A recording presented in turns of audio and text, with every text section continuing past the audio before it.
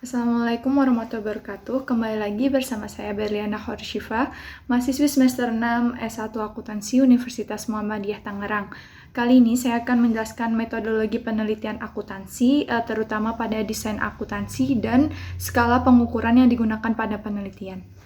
Mari disimak.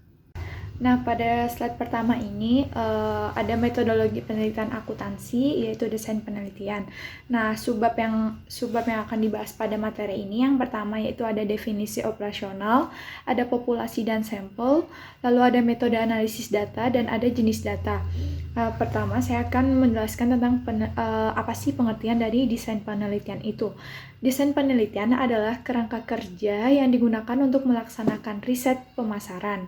Rancangan penelitian yang menjelaskan berbagai cara yang digunakan untuk menjawab dari permasalahan penelitian tersebut.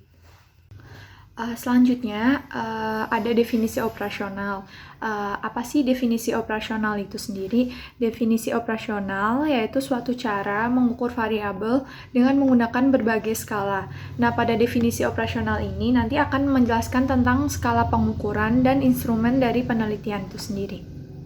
Selanjutnya, ada skala pengukuran penelitian. Skala pengukuran penelitian ini dibagi menjadi 4, yaitu ada skala interval, yang kedua ada skala nominal, yang ketiga ada skala ordinal, dan yang keempat ada skala rasio.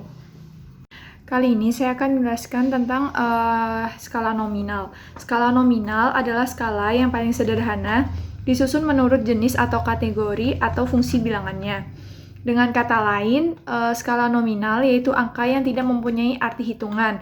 Angka yang diterapkan hanya merupakan tanda atau simbol dari objek yang akan dianalisis.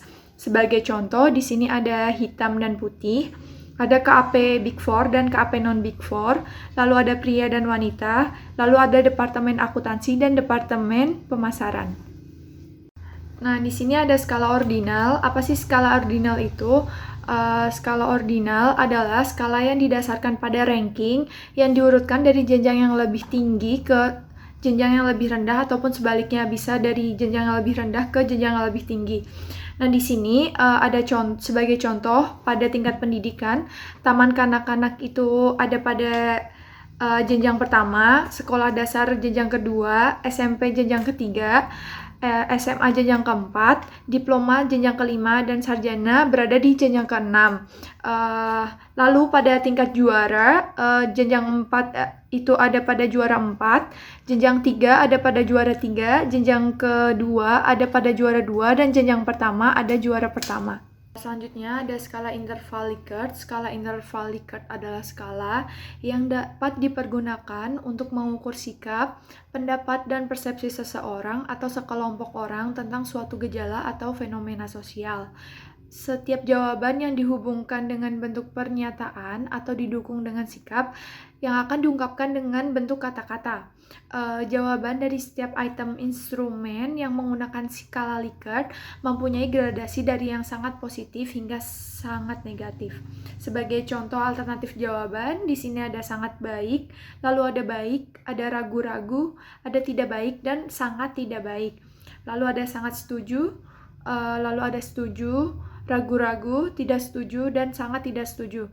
Lalu ada jawaban selalu, di sini ada sering, ada ragu-ragu, ada kadang-kadang, dan ada tidak pernah.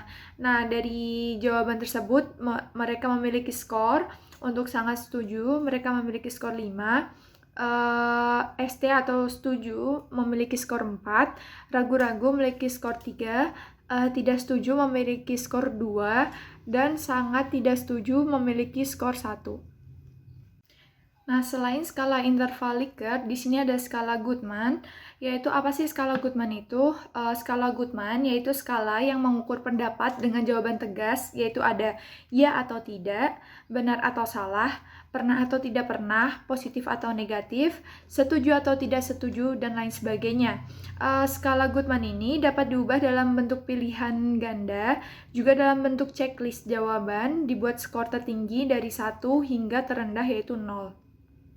Di sini ada sebagai contoh Yang pertama, yaitu setujukah Anda bila presiden mendatang dari kalangan militer?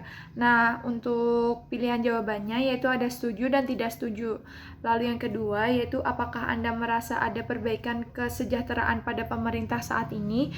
Nah, Anda bisa menjawab jika ada, Anda bisa menjawab ya, dan jika tidak, Anda dapat menjawab tidak. Nah, yang terakhir di sini ada skala rasio. Skala rasio yaitu skala pengukuran yang mempunyai nilai mutlak dan mempunyai jarak yang sama. Data yang dihasilkan berupa data rasio. Lalu skala ini merupakan skala tertinggi dalam skala pengukuran. Nah, di sini ada contoh, misalnya umur seseorang dan ukuran timbangan. Timbangan berat badan seseorang. Nah, di sini mereka keduanya tidak boleh memiliki angka nol negatif, artinya seseorang itu tidak dapat berumur kurang dari 0 atau di bawah 0, dan seseorang harus memiliki timbangan di atas 0 juga, seperti itu. Nah, karena tadi saya sudah menjelaskan tentang skala pengukuran dari penelitian, sekarang saya akan menjelaskan tentang teknik yang digunakan dalam penelitian. Nah, di sini ada teknik populasi dan sampling. Apa sih populasi itu dan apa sih sampel itu? Populasi adalah wilayah generalisasi yang terdiri atas objek atau subjek yang mempunyai kuantitas dan karakteristik tertentu yang sudah ditetapkan oleh peneliti untuk dipelajari dan kemudian akan ditarik kesimpulan. Lalu apa sampel itu? Sampel adalah sebagian dari jumlah dan karakteristik yang dimiliki oleh populasi. Yang pertama, saya akan menjelaskan tentang teknik sampling. Apa sih teknik sampling itu? Teknik sampling adalah teknik pengambilan sampel untuk menentukan sampel mana yang akan digunakan dalam penelitian. Nah, secara sistematis, teknik sampel ini dapat dilihat dari gambar. Dia ada dua macam, yaitu ada probability sampling dan non-probability sampling. Nah, pada teknik sampling yang probability sampling ini, mereka ada sample random sampling, yang kedua ada proportionate satisfied random sampling, yang ketiga ada disproportionate satisfied random sampling, yang keempat ada area atau cluster sampling. Sampling atau biasa disebut sampling menurut daerah. Yang kedua ada non-probability sampling. Non-probability sampling ini terdiri dari beberapa, yaitu yang pertama ada sampling sistematis, yang kedua ada sampling kuota, yang ketiga ada sampling eksidensial, yang keempat ada purpose sampling, yang kelima ada sampling jenuh, dan yang keenam ada snowball sampling. Selanjutnya saya akan menjelaskan lebih detail tentang teknik sampling ini sendiri. Silahkan disimak ya. Di sini ada probability sampling. Probability sampling adalah teknik sampling yang memberikan peluang yang sama bagi setiap unsur atau anggota populasi untuk dipilih menjadi anggota sampel. Nah, teknik ini terdiri dari yang pertama ada simple random sampling. Dikatakan simple atau sederhana karena pengambilan sampel anggota populasi dilakukan secara acak tanpa memperhatikan strata yang ada dalam populasi itu. Cara ini dilakukan bila anggota populasi dianggap homogen. Nah, di sini ada gambar penjelasan simple random sampling. Nah, probability sampling yang kedua ada proportionate stratified random sampling. Teknik ini digunakan bila populasi mempunyai anggota atau unsur yang tidak homogen dan berstrata secara proporsional. Suatu organisasi yang mempunyai pegawai dari latar pendidikan, maka populasi pegawai tersebut dikatakan berstrata. Nah, di sini ada contoh S1 itu ada 50 orang, SM itu ada 300 orang, lalu ada SMK ada 500 orang, SMP ada 100 orang, SD ada 50 orang. Nah, itu untuk bagian populasi. Nah, lalu dari populasi itu kita ambil sampel S1 sebanyak 14 orang, SM sebanyak 85 orang, SMK sebanyak 139 orang, SMP sebanyak 29 orang, dan SD sebanyak 14 orang. Nah, teknik probability sampling yang ketiga ini ada disproportionate stratified random sampling. Teknik ini digunakan untuk menentukan jumlah sampel bila populasi itu memiliki strata, tetapi dia kurang profesional. Sebagai contoh, di sini ada pegawai dari PT tertentu mempunyai lulusan S3 itu ada 3 orang, S2 ada 4 orang, S1 ada 90 orang, SMU ada 800 orang, dan SMP ada 700 orang. Maka 3 dari lulusan S3 dan 4 orang dari lulusan S2 itu diambil semuanya sebagai sampel karena dua kelompok tersebut terlalu kecil jika dibandingkan dengan kelompok S1, SMU, dan SMP. Selanjutnya masih pada teknik probability sampling yang keempat, ada cluster sampling atau area sampling. Teknik sampling ini menentukan sampel bila objek yang akan diteliti atau sumber datanya itu sangat luas. Nah, di sini ada contoh, misal penduduk dari suatu negara, provinsi, atau kabupaten. Untuk menentukan penduduk mana yang akan dijadikan sumber data, pengambilan sampel didasarkan pada daerah populasi yang akan ditetapkan. Nah, di sini ada gambar dari teknik cluster random sampling. Nah, di teknik sampling yang kedua ini ada non-probability sampling. Non-probability sampling adalah teknik yang tidak memberikan peluang atau kesempatan yang sama bagi setiap unsur atau anggota populasi untuk dijadikan sampel. Nah, jenis dari non-probability sampling ini yang pertama ada sampling sistematis. Sampling sistematis adalah teknik penentuan sampel berdasarkan urutan dari anggota populasi yang telah diberi nomor urut. Sebagai contoh, di sini ada anggota populasi yang terdiri dari 100 orang. Mereka akan diberi nomor urut dari 1 hingga 100. Nah, pengambilan sampel itu bisa dilakukan menggunakan nomor ganjil saja, nomor genap saja, atau kelipatan dari suatu bilangan tersebut. Misalnya bilangan kelipatan 5.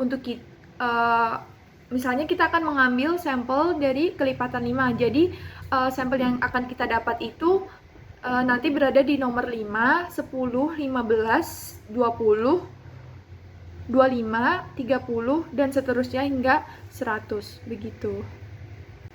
Nah, sampel pada teknik non-probability sampling yang kedua ini ada sampling kuota.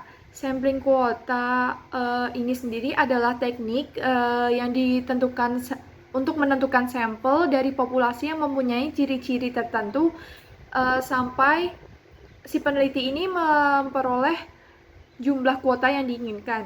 Di sini ada contoh, akan dilakukan penelitian terhadap golongan pegawai 11 dan dilakukan secara kelompok. Nah, setelah jumlah sampel ditentukan 100 orang dan jumlah anggota peneliti berjumlah 5 orang, maka setiap anggota penelitian itu sendiri dapat memilih sampel secara bebas sesuai dengan karakteristik yang telah ditentukan sebanyak 20 orang. Lalu yang ketiga ada sampling aksidensial. Sampling aksidensial adalah teknik penentuan sampel berdasarkan kebetulan, yaitu siapa saja yang secara kebetulan bertemu dengan peneliti dapat digunakan sebagai sampel bila dipandang orang yang kebetulan kita temui itu cocok sebagai sumber data, seperti itu. Nah, teknik non-probability sampling yang keempat yaitu ada sampling proportif. Sampling proportif ini dilakukan dengan melakukan pertimbangan-pertimbangan tertentu. Misalnya, saya akan melakukan penelitian tentang disiplin pegawai, maka sampel yang akan saya pilih yaitu orang-orang yang ahli dalam bidang kepegawaian. Yang kelima ada sampling jenuh. Sampling jenuh adalah teknik penentuan sampel bila semua anggota populasi digunakan sebagai sampel. Hal ini sering dilakukan bila jumlah populasi itu relatif kecil, biasanya kurang dari 30 orang. Istilah lain dari sampling jenuh ini adalah sensus, di mana semua anggota populasi itu akan dijadikan sampel. Nah, teknik non-probability sampling yang terakhir yaitu ada snowball sampling. Snowball sampling ini teknik penentuan sampel yang awalnya jumlahnya itu sedikit, dia akan mengajak teman-temannya sehingga sampel yang didapatkan itu akan banyak. Di sini akan diibaratkan seperti bola salju. Dia yang awalnya kecil, lalu dia akan menggelinding dan lama-lama akan menjadi besar. Nah, biasanya pada penelitian kualitatif ini sendiri, teknik snowball sampling dan purpose sampling ini banyak digunakan. Nah, di sini ada gambar snowball sampling. Yang pertama itu mula-mula ada sampel A, lalu sampel A itu akan mengajak sampel B dan C, dan masing-masing dari sampel B dan C itu sendiri akan mengajak teman-temannya sehingga akan terdapat banyak sampel yang akan kita dapatkan.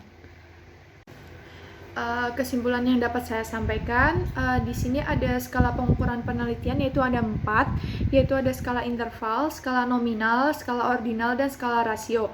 Lalu teknik sampling itu ada dua jenis, yaitu probability sampling dan non-probability sampling. Nah, pada probability sampling ini ada beberapa teknik. Yang pertama yaitu simple random sampling, yang kedua ada proportionate satisfied random sampling, yang ketiga ada disproportionate satisfied random sampling, yang keempat ada sampling area atau cluster sampling. Nah, pada non-probability sampling ini sendiri, dia ada sampling sistematis, ada sampling kuota, sampling aksidensial, sampling jenuh, proporsive sampling, dan yang terakhir ada snowball sampling. Itu saja yang dapat saya sampaikan. Semoga dapat bermanfaat bagi kita semua. Apabila ada pertanyaan, bisa disampaikan di kolom komentar. Kritik dan saran akan sangat membantu saya. Terima kasih sudah menonton video saya. Wassalamualaikum warahmatullahi wabarakatuh.